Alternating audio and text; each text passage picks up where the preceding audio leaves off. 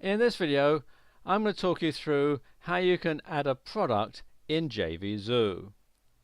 Okay, log into JVZoo and go to the seller's dashboard, and you can see nice big orange button here that says add a product, it's free. Click on that. It takes you through to this page, and there is a video on this page which goes into quite a lot of detail about how you set this up, but I'll just run through it really quickly. Now, first box here is your basic information, and you can check the radio buttons here for whether or not to allow sales. If you check no, then your product will not be available for sale. And this means that actually you can work on setting all this up without your product being live. So you can go through and tweak it and change it before you actually allow sales. Whether you want it shown in the marketplace, yes or no, it's a good idea to have it in the marketplace, because then that allows you to recruit lots of affiliates to sell the product for you. And you have the launch date and time, and you can set this as far in advance as you like, really. And it's a good idea to set your launch date at a time in the future, because that gives you time to recruit affiliates and to do your pre-launch and everything like that.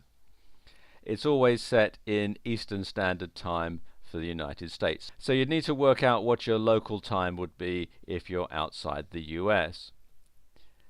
And as it says, the product would not be visible in the marketplace until this time.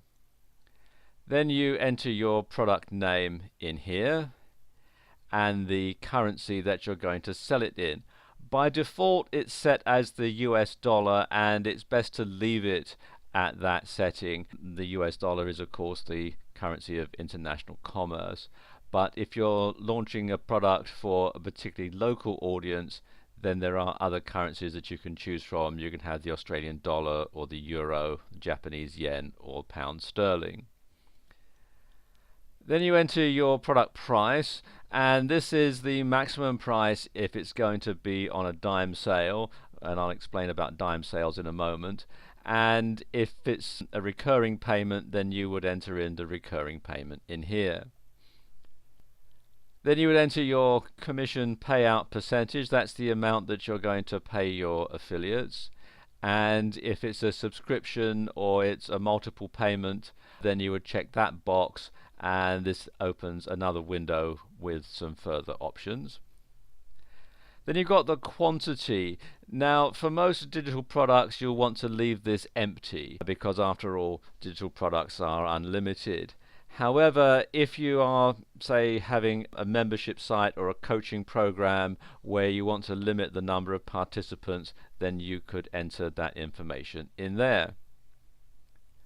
Next box is the support email address, and this is the email address that people can use to contact you if they have any problems. Or if you have a help desk, you would enter the URL in there so that people can contact your help desk. Then you have your landing page, also known as sales funnel, squeeze page, or pre-launch. And this is the page that you'll want to send traffic to before your product gets launched. And you can use this to build up an early bird list so people can go there, sign up, and get information, and you can notify them about when the product goes live. You can use it to recruit affiliates and so on. One thing that you'll also want to do is to check this button, yes, to send all traffic to the sales page after the launch date and time.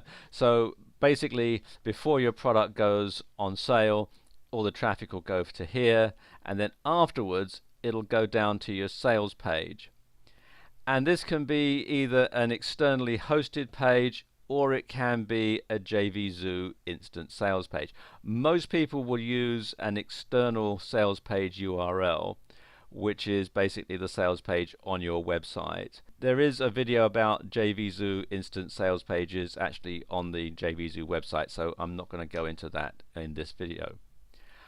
Pass the affiliate ID to your sales page. If you have your sales page set up that way, then you can use it to pass that information on.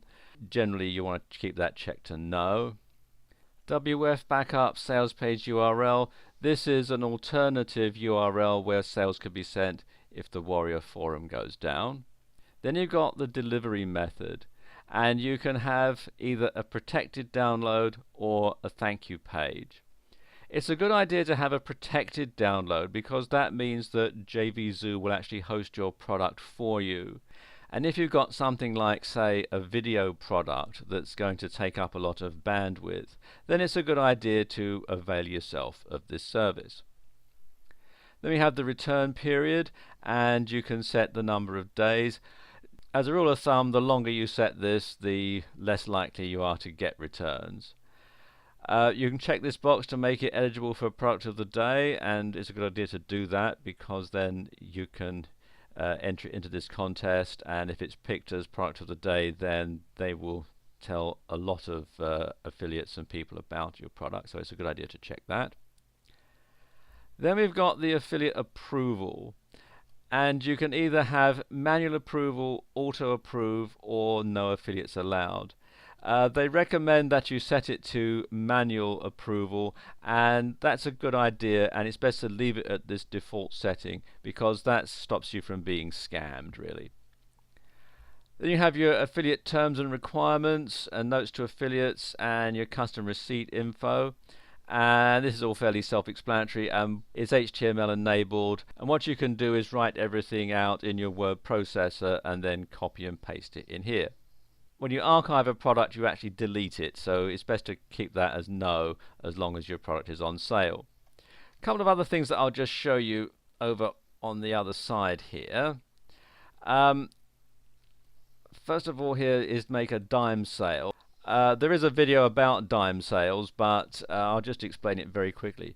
Basically, you start off with a start price, and you can increase it by a certain amount every so often. So let's say you start with a start price of, say, $9.99, and you increase it by 10 cents every 10 sales. Then it will keep increasing by 10 cents every 10 sales up until you get to this maximum price. So that's how it works. You've also got things here like autoresponder integration. You can integrate your GetResponse or SendReach or Aweber accounts in with this. There's also webinar integration and so on. Now once you've got everything set up, you can click on this button here to save product, and you can basically get the ball rolling. Your product won't actually show until your launch date and time, but after that you'll be able to start driving traffic and making sales.